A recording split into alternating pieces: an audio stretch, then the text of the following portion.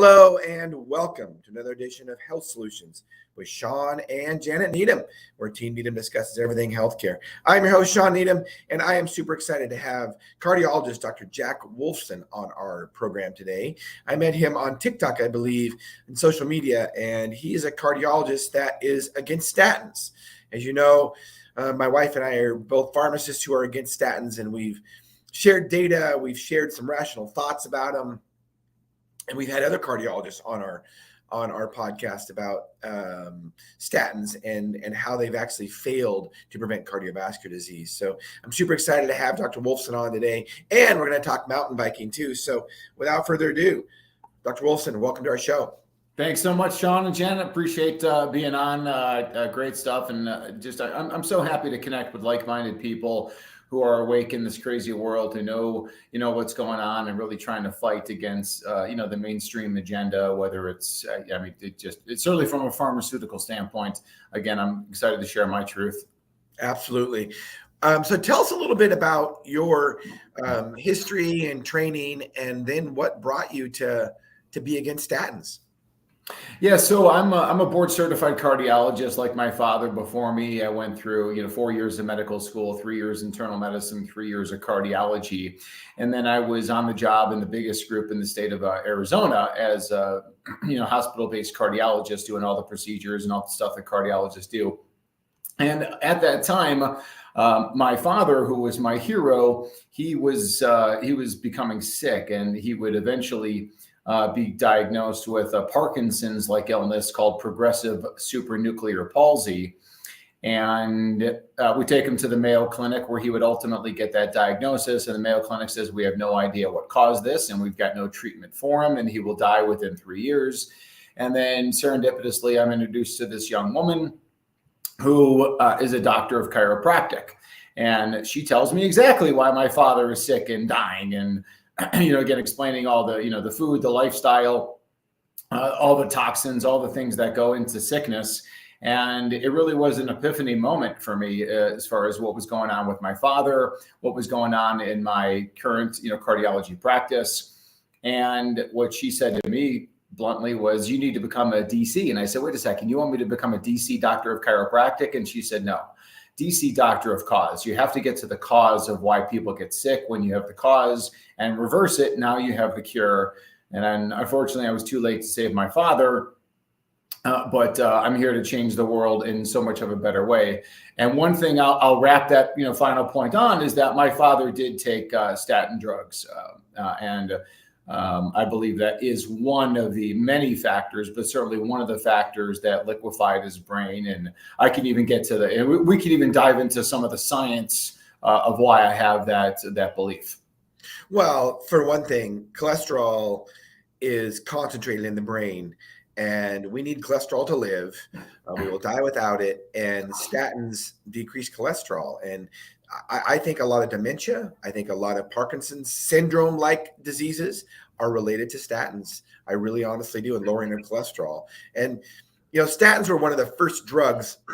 My wife and I are both pharmacists, and it was probably one of the first drugs that we really started questioning. And one of the reasons why was because we just thought rationally about it. It's like, wait a minute. Cholesterol is in every cell in the body, and we need it to stay alive. And we're going to vilify cholesterol. And then you start thinking, after statins had been out for 25 years, wait a minute, statins have been out for 25 years and cardiovascular disease is at an all-time high. Fast forward 10 more years. They've been out 35 years now, and cardiovascular disease is killing more Americans than it ever has, correct? Yeah, most certainly. And I think I've actually gone on record saying that statin drugs kill millions of people. Now, where would someone come up with that from, based on the literature? Well, here's the way I think about it, Shawn. I'm sure you guys do as well, is that statins provided that false sense of security. So now you've got millions of people who eat McDonald's cookies and cupcakes while they're swallowing their statins. They've basically been told that lifestyle is okay. And ultimately, it's led to their death, because looking at the statin data, if we say that statins for primary prevention, according to their data, lowers the risk of having a heart attack from 3% on an annual basis to 2.8%, we've failed 2.8% of people, and therefore 2.8% of the people have died, and ultimately over time that adds up to millions of people who died because of the false premise of statin drugs. Well, I know 20 some years ago when Janet and I changed our practice, it's kind of about what you're talking about. A gal talked to Janet and called her, and Janet had been taking care of her for a while, and she was in her 50s and morbidly obese. And she was on, the gamut of meds, 20 different medications for diabetes, for cholesterol, hypertension, all that stuff. And she was thanking Janet basically on her deathbed and saying, well, thank you for taking care of me. And I just want to let you know that I ate myself to death. And we just that just hit us really hard. And we thought, wait a minute, we're not really fixing anybody's problems. We're just covering these symptoms up with drugs as they continue to live a bad lifestyle. So what we're doing was not working, and we didn't feel very good about it. So that's when we made some changes. And you're right. I mean, you said that doctor of chiropractic that said, you need to look at diet and lifestyle for these kind of things. And it's like, it's amazing we in medicine, in traditional medicine, have to be told that, right? I mean, it should be rather obvious. Yeah, but as you know, the medical training is totally controlled by the pharmaceutical industry. The pharmaceutical industry in 2023 will surpass $1.5 trillion in revenue. When you look at Lipitor, is the number one selling drug of all time. Statin drugs, number one class of drugs, as far as revenue generation, and it's just based on just a foundation of lies and inadequacies. And it's extremely unfortunate, but that's just the way the medical industry has been controlled since 1910. Rockefeller and the Flexner Report, the whole thing, with that condemning and destroying holistic practitioners, and therefore, that's why you talk to the medical doctors, and there's zero training to be had about nutrition. I don't know about you and your pharmacy training and your your training of what you went through, and I know that you guys go through extensive, very in-depth educational, for your program of what you guys do. I'll throw it back to you. I mean, how much time did you guys spend talking about nutrition? Almost zero about nutrition. We did have one class, one day, an hour lecture, 50-minute lecture, excuse me, about, vitamins and minerals and supplements. And the professor was kind of a smart aleck about it and really poo-pooed it, but wanted to educate us on it. So, but did we talk about diet and lifestyle and actually, eating whole foods or, anything like, no, not at all. I mean, I would imagine, I don't remember back, but I would imagine the anti-red meat thing came up, the low fat thing came up, about diet, nutrition, maybe, because I did believe in that in the 80s and 90s. So I imagine that came up. But about really, truly, how to maximize your body by, lifestyle, diet, exercise, sleep, not even maybe. It was all about drug therapy. And of course, I'm a pharmacist, so not a surprise, but also look at medical schools, look at pharmacy schools. Who is the number one contributor to the schools as far as funding? Pharmaceutical companies. I mean, hands down. Yeah, the American Heart Association, American College of Cardiology, all the medical journals, it's an article and then it's ads and then it's articles and it's ads, every television show, every news broadcast and stuff like that. It's just all over, the place. And I guess to your point that, if you're entering into pharmacy school, you're probably only there's a large portion of the people there that they don't want to hear about anything else except for how to be a pharmacist, right? I mean, I'm here in pharmacy school. It's not nutrition school.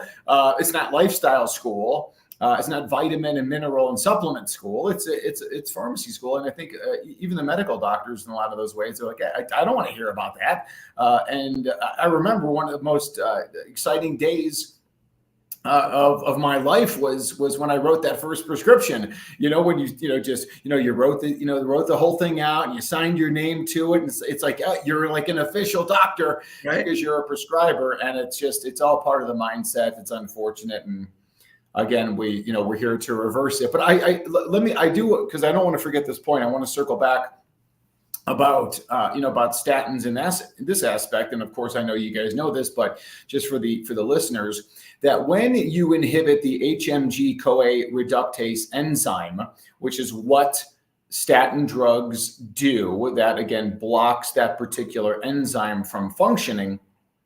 It's called HMG-CoA reductase. Doesn't matter what the enzyme is, and that particular area. But what's more concerning is the downstream effects of blocking that enzyme. Well, one of the things that's the downstream, or as you block that enzyme, you're going to reduce the production of cholesterol, which is allegedly the purpose of that drug.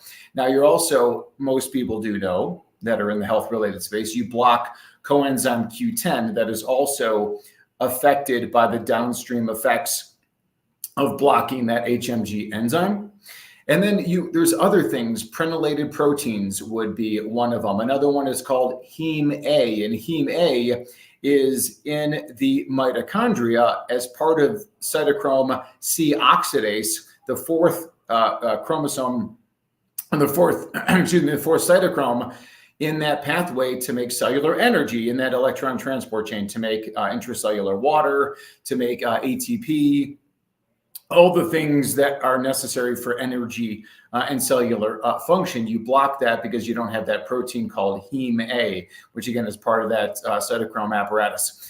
And then also, as it relates to my father, you also block the production of dolichol. And dolichol is a unique steroid-like molecule that is produced in that whole process by HMG-CoA reductase. So dolichol, the number one location where dolichol as a molecule exists is in the substantia nigra of the midbrain.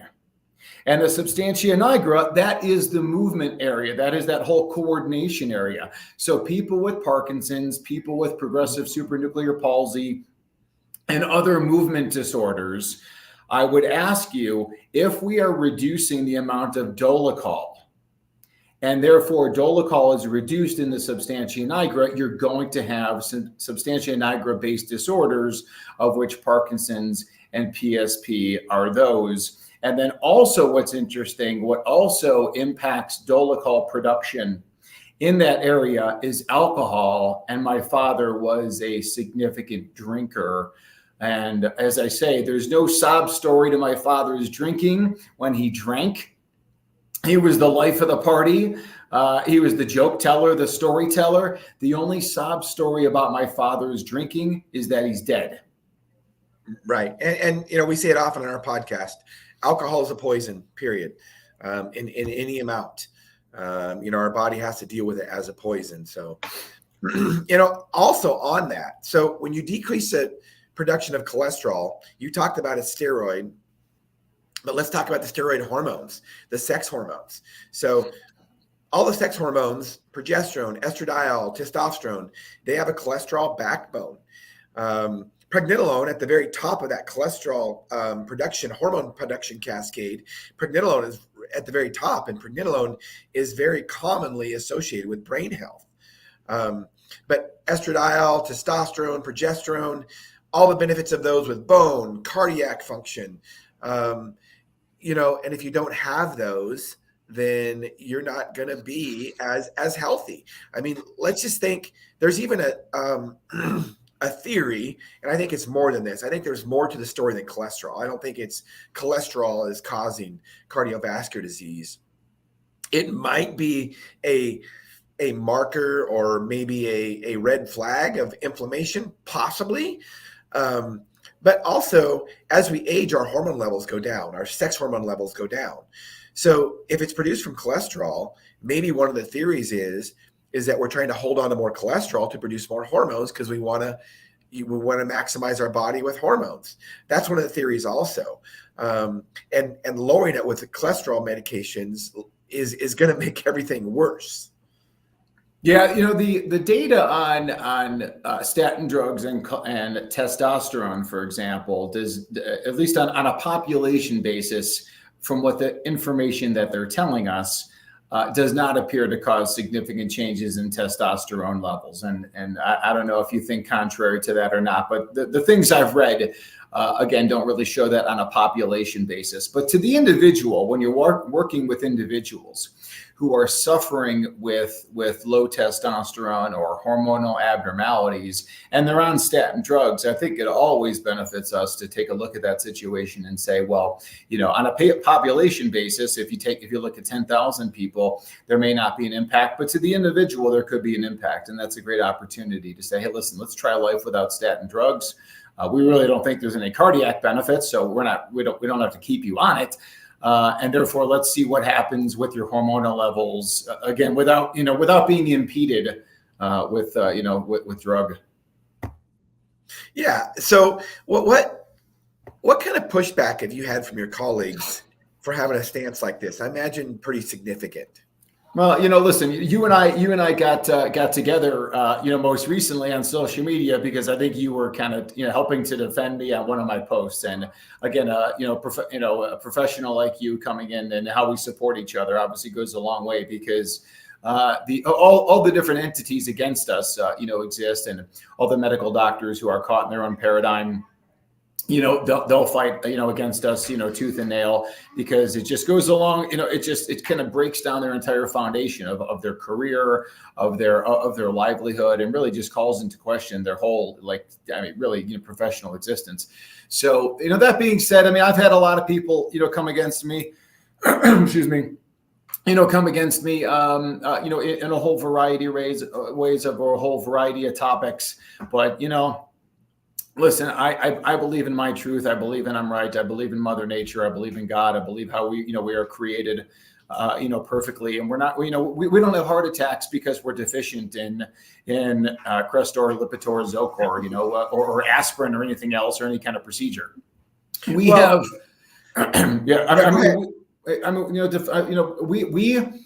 genetics are not a problem. Our problem is violations of eat well, live well, think well. That's what it is. It's violations of eating well, of living well, and thinking well, and that caused the disease, caused my father to die, and causes unnecessary early mortality in millions of people. Well, and going back to genetics, genetics doesn't change in 2 generations, and if you look at what's happened, Dr. Wolfson, over the last, it's only been the last 40 or 50 years that we've really had the significant problems of metabolic health that we have. So genetics don't change in a couple generations, but there is proof that maybe genetics don't change, but we can change the way our genes are expressed by how we control our lifestyle. And most of us just aren't doing it well. And I blame the medical industry for that, because we're not taking the time to educate people about how important that is. And I will tell you, my wife and I, we both question our entire pharmacy education. It's hard not to, seriously. After the last 4 years, how could you not question it? And I'm with you. I think I have some colleagues that really they're stuck in a situation. Now, I say that loosely because we always have a choice. I don't know how you could stay being a traditional pharmacist with ethics. How could you really do it ethically? And so either you throw the baby out with the bathwater, or you just continue to close your eyes and just keep moving on and collecting copays for insurance companies and dispensing poisons for big pharma. And that's what most pharmacists do. Yeah, again, it's, I talked about this in my book. I quoted from Upton Sinclair's book, The Jungle, from the early 1900s Chicago stockyards. And the premise was, this is the quote: "It's hard to get a man to understand something when his job depends on him not understanding it. It's hard to get a medical doctor or a pharmacist to understand the truth when their livelihood, their job depends on them not looking at that reality." So I think what you find is that we all know that if you take a pharmacist and sit them down and really, or a medical doctor, and show them our perspective, if you were able to do that, you are going to change a lot of minds and make life very difficult for those people. So therefore, knowing that those people are not going to be involved in that kind of re-education process because they've got bills to pay, right? You got student loans, you got your mortgage, you got your office space, your overhead, you got your insurance, you got all these things going on in your life. Your kids go to college. I mean, whatever money we need to do that keeps us from learning the truth. That's the problem. But again, I think there are more and more of us who are awakening to the reality. I think what usually happens, Shawn, is that, pharmacists see their own sickness and they're like, I'm sick. I've got all these different things. I'm taking these drugs. I got the side effects. And then a lot of times the epiphany moment comes from either themselves or their family member. You're a pharmacist, you're dispensing, vaccines. Somebody has a reaction or a side effect, to the vaccine. And then you look at it and you're like, wait a second, what happened here? And that's where those changes happen, for us individually. But, absolutely. So tell us a little bit about, let's change gears a little bit and tell us a little bit about, you have a passion for mountain biking, I guess. Well, what I have a passion for really is the concept of the eat well, live well, think well. So for example, for breakfast this morning, I just had a milkshake with raw dairy, raw bison liver, a raw egg, and a little bit of raw honey. And that, again, so this is all about the concept of eating well, eating the right foods, avoiding the wrong foods. But then you get into the living well. And living well are things like adequate sleep and going to sleep with the sun down and waking with the sunrise and watching the sunrise, watching the sunset, getting that solar panel out in the sun. So you get the sleep, sun, you get the circadian rhythms, with that. And then also comes, movement and physical activity. And to me, this is not about going to the gym and, getting on a treadmill and running for 45 minutes at, 5.6, miles per hour at a 3% incline. It's about getting outside and getting in nature. And to that end, my favorite thing, getting outside into nature. I love hiking, but mountain biking is my passion. My two boys, my 16 and 11-year-old, they're huge mountain bikers. And I think it's just, it just allows you to do so much, and it's so fun. And there's different, skill levels, for everybody involved. It's really something I definitely am passionate about. But whatever your passion is, it could be stand-up paddleboarding or kayaking or hiking or, playing tennis or, pickleball or whatever it is. Just being active and moving, I think, is really, part of the secret sauce. Well, and that's one thing we talk about on our podcast. My wife and I talk often about, we don't even like calling it exercise because so many people get scared of exercise and it's a dirty word. So, we just talk about movement and gyms are a relatively recent phenomenon. I mean, honestly, in the 80s, gyms weren't very popular. I mean, it's really over the last 35, 40 years that gyms have become popular because back 50 years ago, there were hardly any gyms because, people were outside working all day long. They didn't need to go to the gym. They were outside doing the things, the movement, the things you're talking about and getting sun all day long. Yeah. I kind of, now that you mention that, it kind of makes me think about when we were moving houses, several years ago, and we were packing up stuff, and the movers were there, and the movers were Mexican people or Mexican Americans, but they were clearly of Hispanic heritage. And here they are, they're moving boxes all day long, and they're just, again, it's a very physical, demanding job. And one of the things that I have them move, I'm actually I pack up my dumbbell set.